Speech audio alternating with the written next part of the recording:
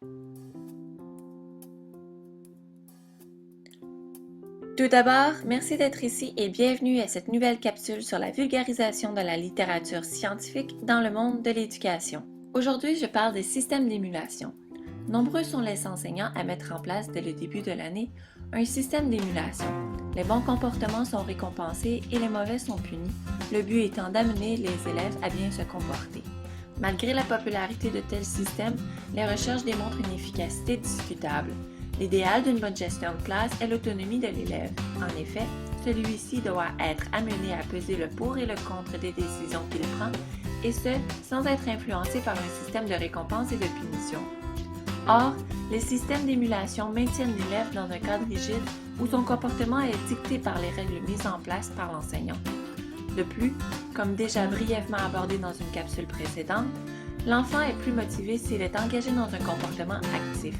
Cependant, ce genre de système encourage un comportement passif. En effet, les élèves ont l'impression d'avoir peu de pouvoir en classe car ils sont soumis au bon vouloir de l'enseignant, à qui revient le droit de donner ou non des récompenses. Enfin, les systèmes d'émulation ont souvent un effet néfaste sur certains élèves.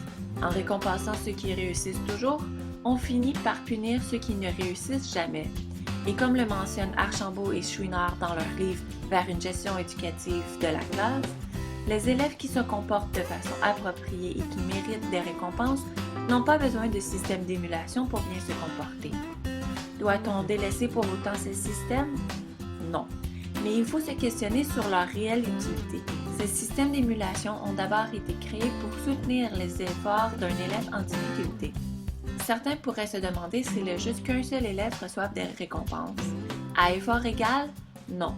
Mais ce système est là pour soutenir la motivation d'un élève qui a de la difficulté sur un aspect particulier. De plus, ce système n'est pas fait pour rester à long terme. Dès que l'élève a su rattraper son retard ou réajuster son comportement, le système d'émulation n'a plus sa raison d'être.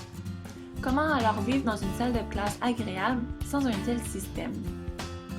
En premier lieu, il faut d'abord rompre la relation qui existe entre récompense et comportement. Continuer à offrir des moments plaisants en classe et à récompenser les élèves sans discriminer ceux ou celles qui auraient moins bien agi. Ces moments doivent favoriser l'appartenance à la classe et aider à diminuer les tensions qui pourraient exister. En second lieu, transformer les punitions en conséquences logiques. Si un enfant en a blessé un autre, celui-ci pourrait participer à sa guérison en allant, par exemple, chercher un diachylon au bureau de la secrétaire. Les enfants ont généralement une très grande imagination. S'ils connaissent ce que signifie ce concept, ils seront eux-mêmes en mesure de déterminer quelle est la conséquence logique à leur action. Cela a aussi comme effet d'améliorer leur autonomie et de les conscientiser au comportement à adopter en milieu social. Enfin, discuter tous ensemble des règles de vie à appliquer en salle de classe, plutôt que de dicter celles-ci en début d'année, aide généralement au respect de ces règles. Cela envoie le message aux élèves qui sont responsables de leur comportement pour maintenir une ambiance agréable dans le groupe. Et vous, quels sont les moyens que vous utilisez pour maintenir une bonne gestion de classe? Encore une fois, merci d'avoir été à l'écoute et à la prochaine.